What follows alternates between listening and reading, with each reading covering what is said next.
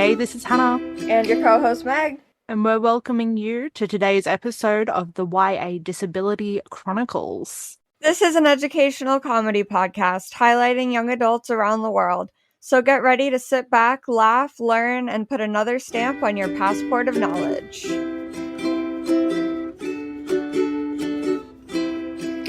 Slay. Okay, I have my script and I don't have my ADHD meds, and I'm just gonna be open and honest with anyone who's listening that usually I take ADHD meds every day and I do not have them as of the day of this recording due to some insurance bullshit. So if I'm extra rambly, that's why. You have to understand how much I just restrained myself. But anyway, uh, fuck insurance. And anyway, okay, you ready to roll? Yep. I'm gonna keep my damn politics to myself just as a treat. As a treat. Anyway, as a treat. Welcome to episode 1 of YA Disability Chronicles, the podcast that is your passport to learning about the experiences of young adults with disabilities all around the globe. We will be talking stats and definitions as well as lived experiences, all with our unique Yak and all with our unique Yank and Aussie twist. This season we'll be starting with Disability 101 so that you can get used to the terms that we use every day and get to know your co-hosts. That's me, Meg. And your co host Hannah, who will be playing paparazzi interviewer today and interviewing Meg about her disabilities, which include bipolar disorder and functional neurological disorder, which we will mostly refer to as FND going forward. Let's go. Let's go. Let's fucking go. So, Meg, please introduce yourself to our new friends before we jump into the science and the technicalities of it all. So I am Meg Winter. My pronouns are she, her, and I'm 28. I live on the Penobscot land, which is modern day Maine in the United States. Some fun facts about me before we jump into all of the kind of depressing stuff are that other things I enjoy besides soapboxing about disability advocacy are listening to history podcasts. I love playing with my animals. Where I live in Maine, I live with my wife and our three little fur babies. We have a Jack Russell named Otis and two lovely kitty cats.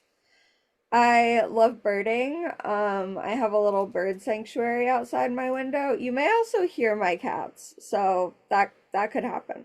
Introduce my nieces, please. They deserve the honor too. Okay, that's very true. So we have pretty Princess Aurora, who is a black void, and little cowboy Redwood, who is an orange cat who I learned last night that orange cats who are female are like really, really rare because it's a submissive gene and male cats are the ones who carry it.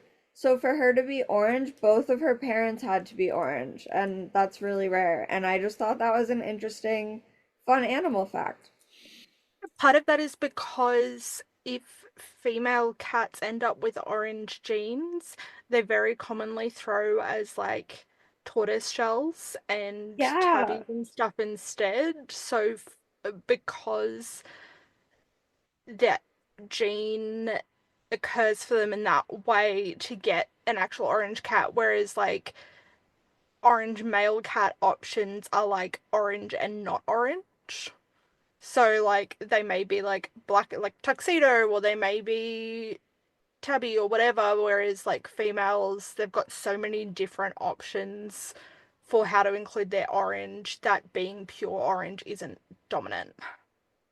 I had no idea until I'll I listened find I'll to I'll I find was out about listening that. to another podcast and they were like, "This is a fun fact about orange cats." And I was like, "Wait, if that means that, then that means my cat is like special," which like Yeah, obviously I knew she was obviously special, Redwood is but special.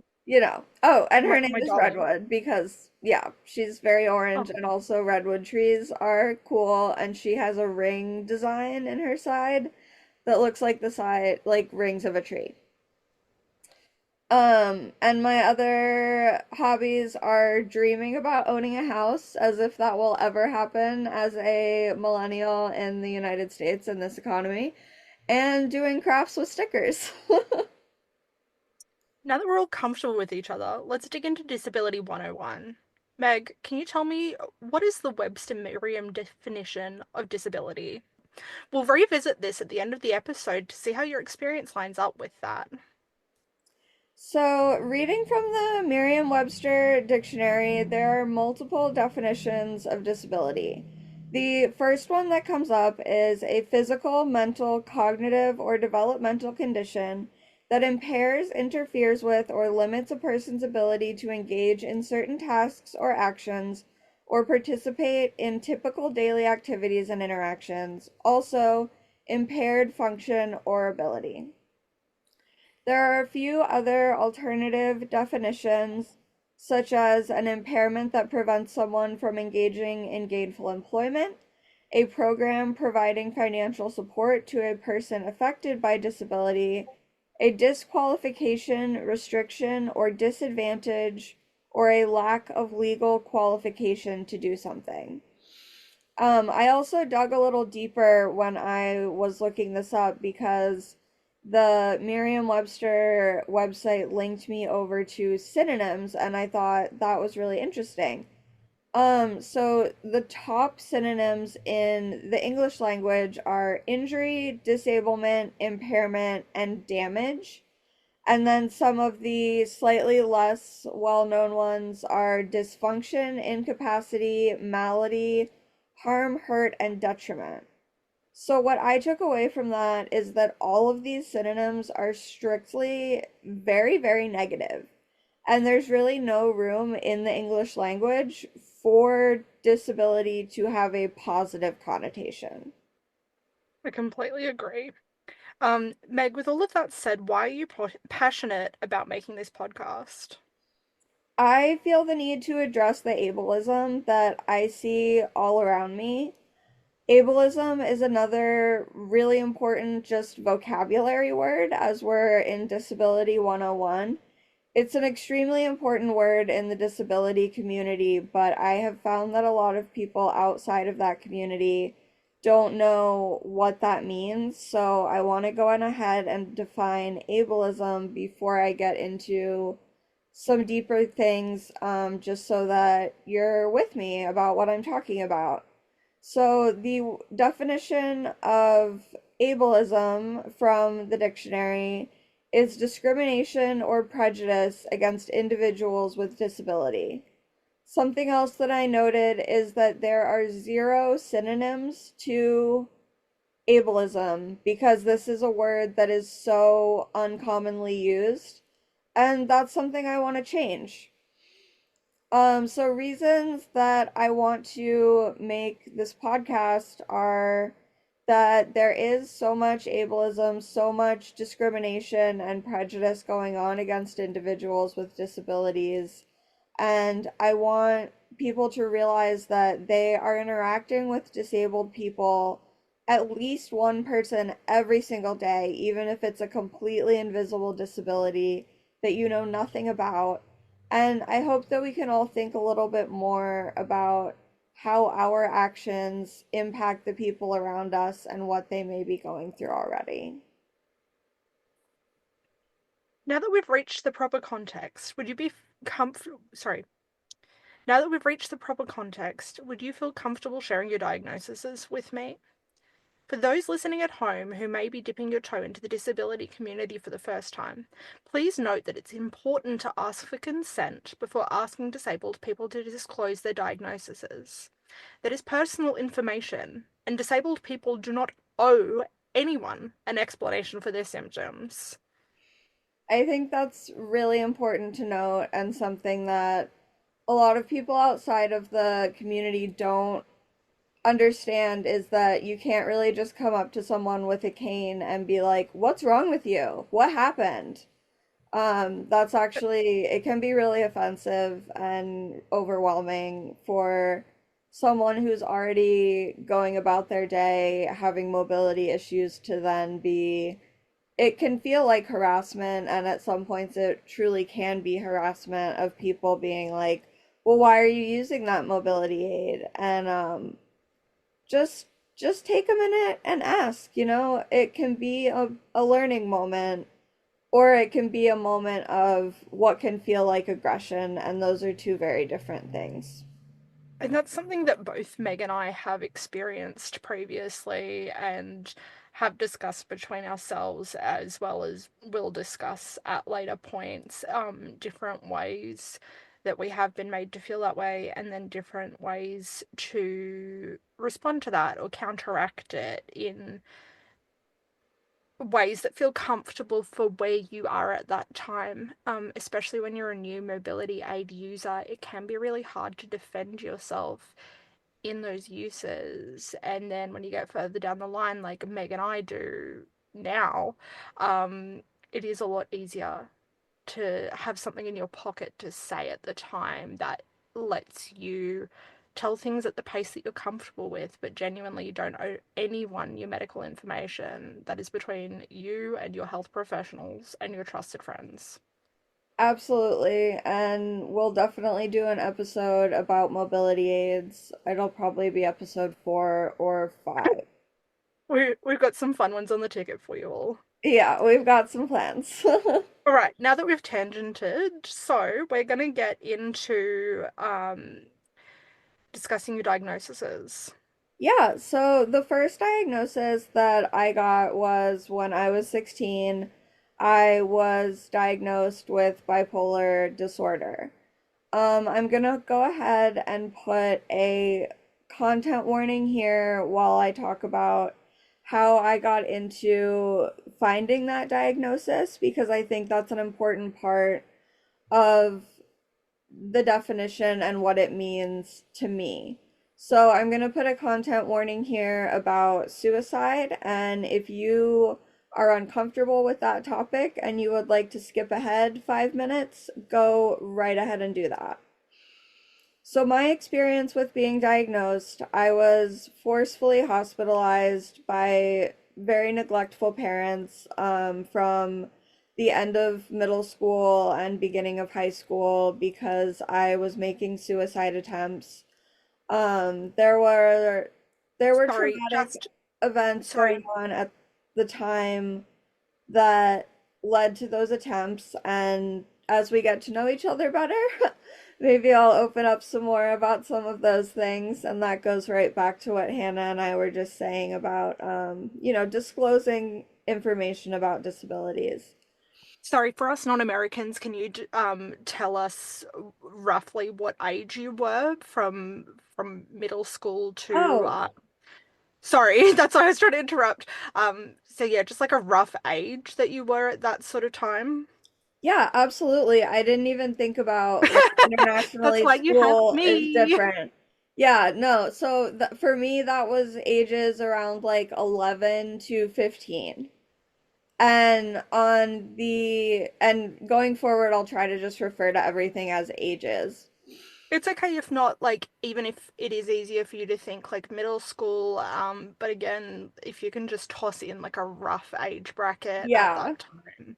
No, that's great. And And I'll that's try and like, do the same for myself, like when it comes to it. yeah, as we are an international podcast, we want people to be able to understand what we are talking about. So I was about 11 to 15 when I just really became too much for my parents to deal with, and they started hospitalizing me for periods at a time.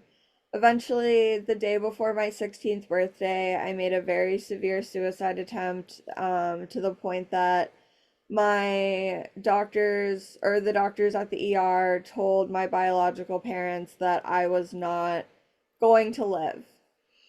I remember very clearly the experience of almost dying, and when I came back from that experience, I knew for a fact that I wanted to live. At that point, living life and not taking it at my own hand became my win condition for life. It wasn't until much later that I actually thought about living a happy life for about a decade, I had to focus on just figuring out how to be alive. So, the good thing that came out of the hospitalizations was that I was able to connect with a good psychiatrist. And after seeing me in the hospital and how I was behaving with my symptoms and how I was responding to various medications, I was eventually able to be diagnosed as bipolar. That diagnosis for me was put off a little bit because of some parental interference. So I woke up on my 16th birthday in the hospital with a voracious will to live and to not take myself at my own hand, and that led to my diagnosis of bipolar. So now getting into what is bipolar disorder. So this is from coming from the Johns Hopkins Medical Organization, which is a very well respected medical organization, at least here in the US. I honestly don't know if it's international or not. I think it is. Like, I think it is respected for what they put into the world. So, like, I'm aware of it and from more than just Grey's Anatomy. So, Okay, good, I hope perfect. that helps. I just want to make sure I'm pulling from good sources. Yeah, yeah, exactly. So, bipolar disorder is a mood disorder which causes you to have cycles of extreme mood changes that go beyond normal ups and downs. You will have periods of feeling joyful, energized, and excited. These are called mania. They are followed by periods of feeling sad and depressed. For this reason, it's also referred to as manic depression, especially in the past. Like if you're reading any like old research papers, it was always referred to as being manic depressive. But at this point in time, bipolar is the correct and preferred terminology. So, depression affects your body, mood, and thoughts. It also affects how you eat and sleep, how you think about things, and how you feel about yourself. It's not the same as being unhappy or in a blue mood. It's not a sign of weakness or a condition that can be willed away. I think this is often a common misconception, which I will come back to.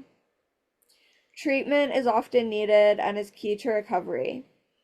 Bipolar disorder affects equal numbers of men and women, but women tend to have more symptoms of depression than of mania.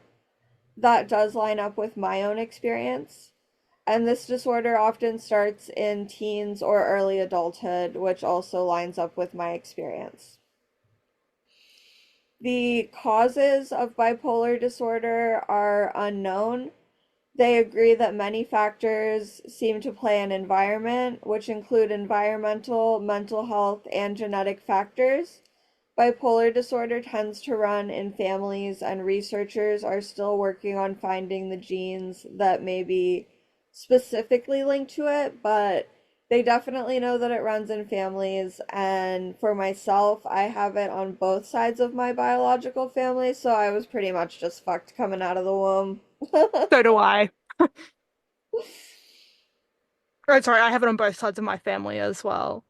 Yeah, it's just like if you have it on both sides, it's like the orange cat thing almost, but like Yes. I'm the orange cat.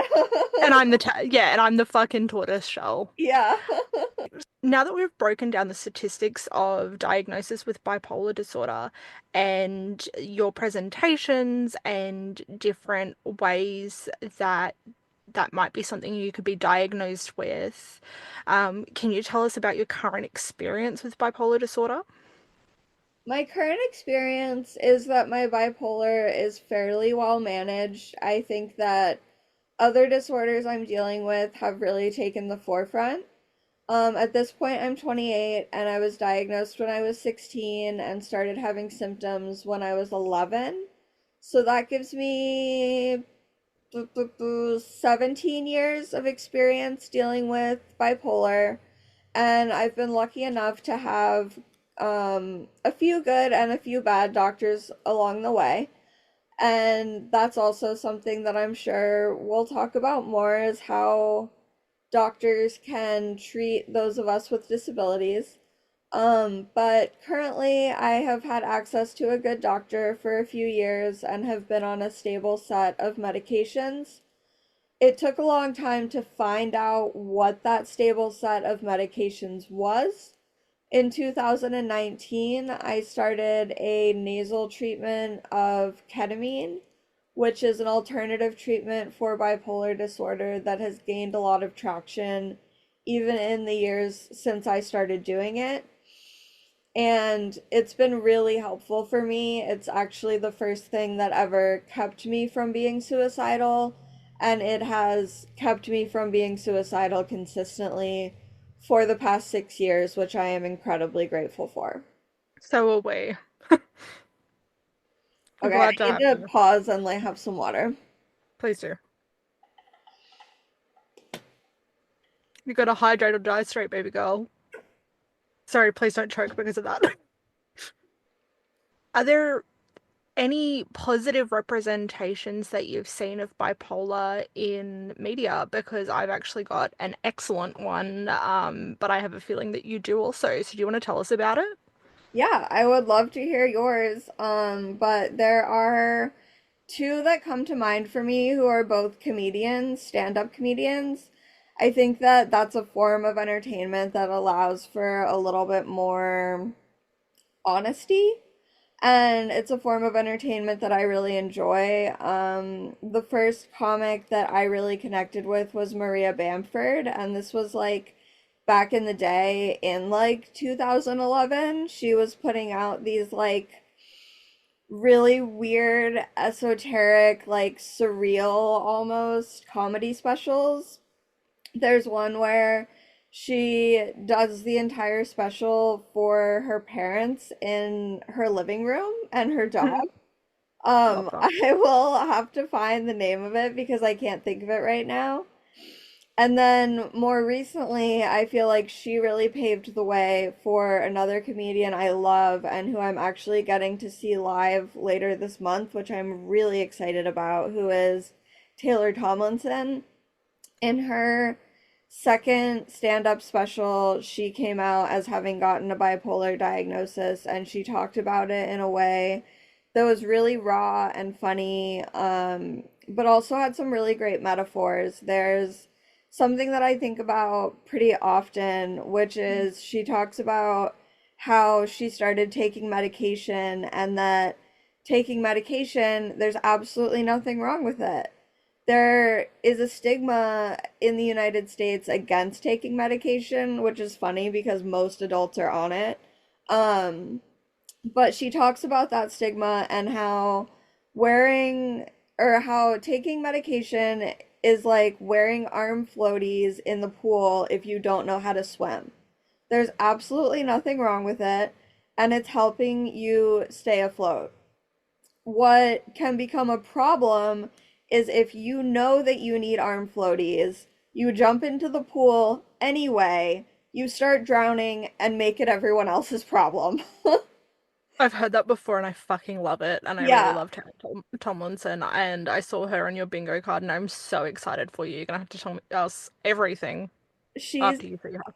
I love her. I love her show After Midnight, and also I ordered inflatable pink arm floaties that I'm gonna wear to the show, and I'm really hoping for a Yes. shout out. It's so good. What was your positive in experience with it in media? So I there is a beautiful show, I'm pretty sure it's a Prime show, called Modern Love, and they break down all different kinds of love, not just romantic and not just positive, but one of them in particular starring Anne Hathaway, sorry, and they're done as like an anthology sort of thing. So they're all, each episode is like a different representation of modern love. Anne Hathaway stars in one, I think it's in the second season, and it is predominantly about her and her relationship with bipolar disorder, and you see her being fun and flirty and brilliant and top of her chosen career path and absolutely killing the fucking game, and having everything she wants. And then she falls into a depressive period and all of those things fall away. And somebody, when she's an adult, finally asks her why that happens. And she goes into discussing that she has bipolar disorder and she expects this person to leave and not, I don't know, want to dig further into it. And her experience of modern love is somebody saying, I don't care about the stigma. Please tell me what this means to you. And it's just really stunning. And you can cut as much of that out as you want, but basically, it is just the most beautiful fucking representation. I grew No, up. I'm not gonna cut that out at all, and I am gonna watch that episode later I today think you because really love it. that Like, sounds I grew up with mum being told that one of her diagnoses was bipolar, so I'm somewhat intimately aware of it, even though amazingly hers did not turn out to be bipolar. And um, she won't mind me saying this, but basically, her, and we'll get into this in the ADHD episode, but hers ended up being a combination of CPTSD, rejection sensitive dysphoria, and undiagnosed neurodivergence.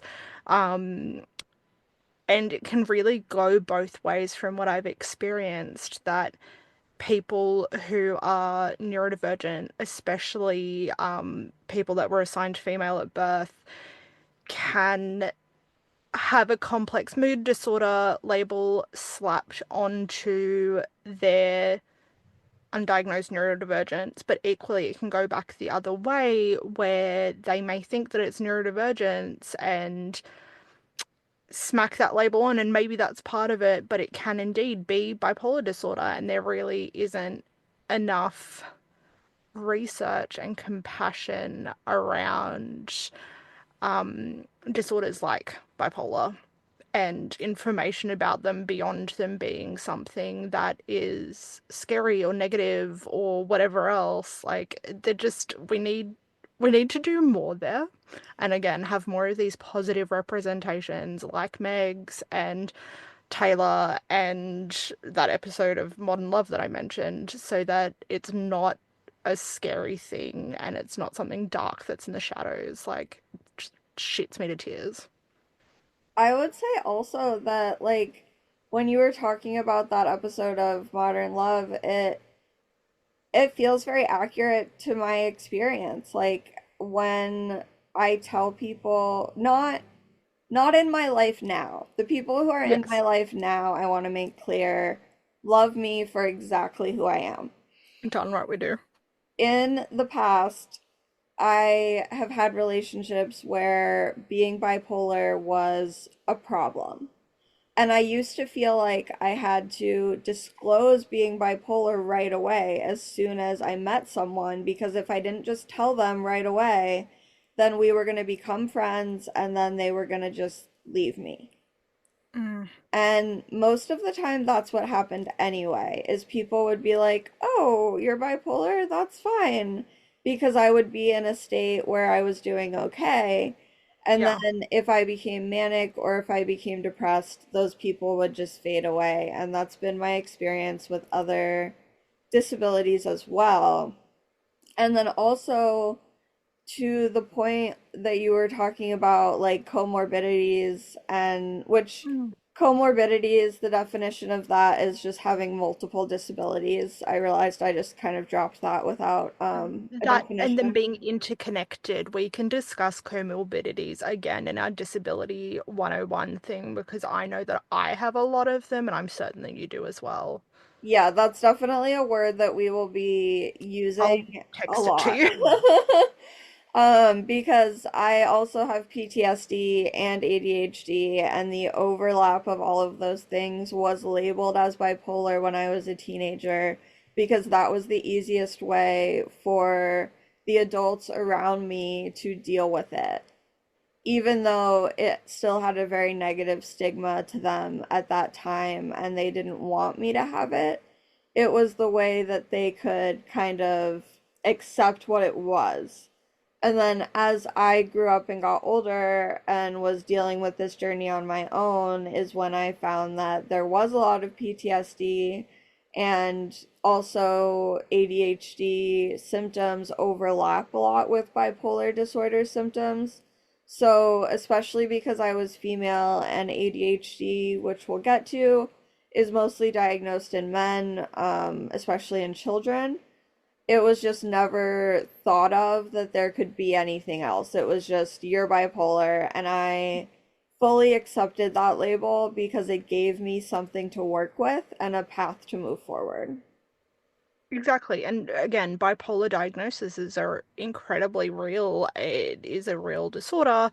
And again, Meg has just told us about her experiences with that.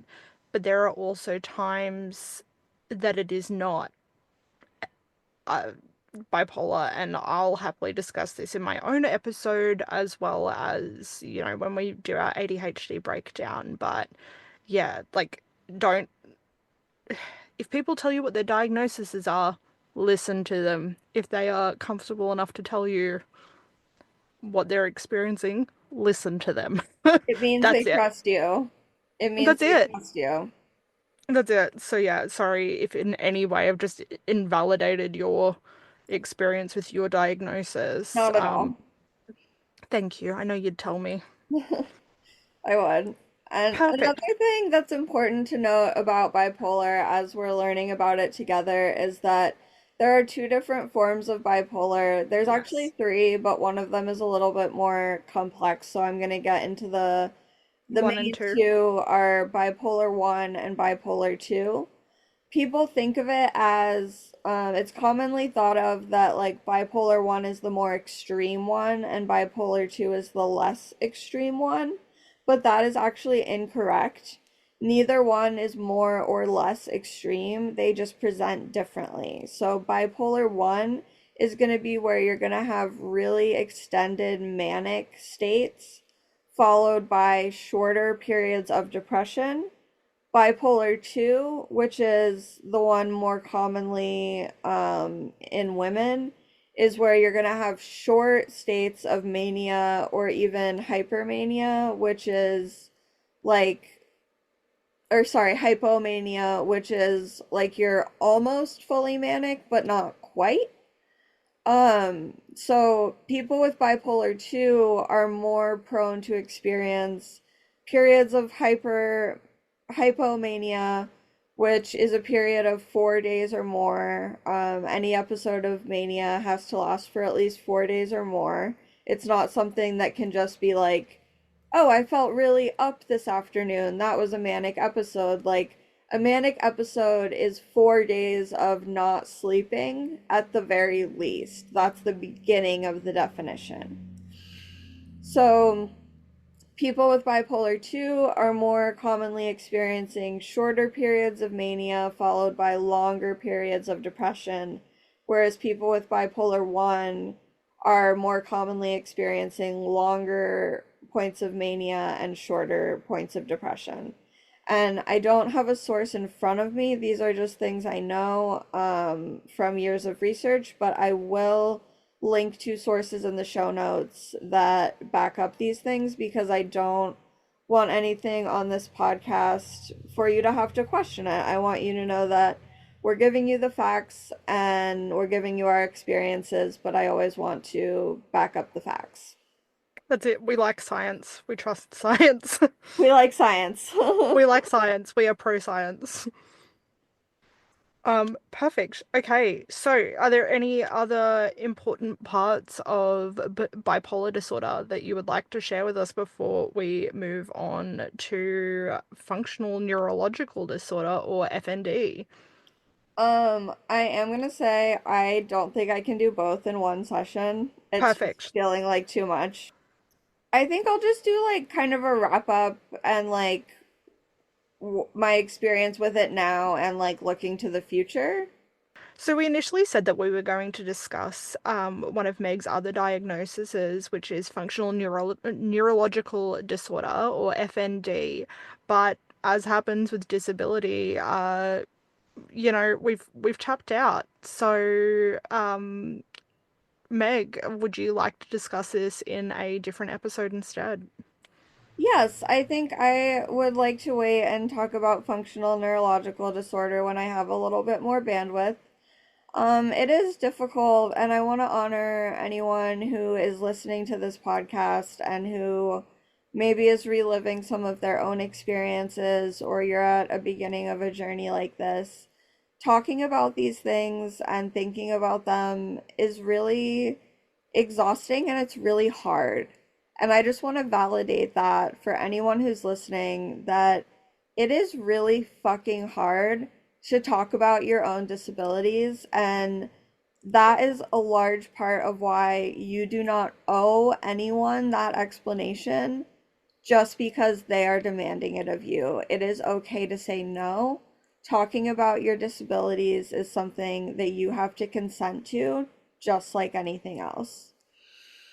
And I think my only other wrap up would be that with bipolar disorder, there's a statistic that when you reach the age of 30, your symptoms will significantly begin to decrease in most cases.